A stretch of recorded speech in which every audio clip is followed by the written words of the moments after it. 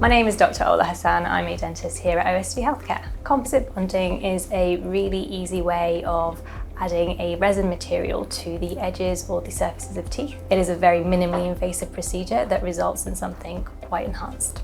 Essentially, the dentist takes time to, first of all, assess the structure and shape of the teeth, and they talk to you as the patient to decide on what would look good for you. A colour is picked out specifically to match the colour of your teeth to make sure that the results are really nice and natural. We like to use this smile line here. It's a special light which is shone onto the patient's teeth, and then we essentially pick out a shade from one of our shade guides.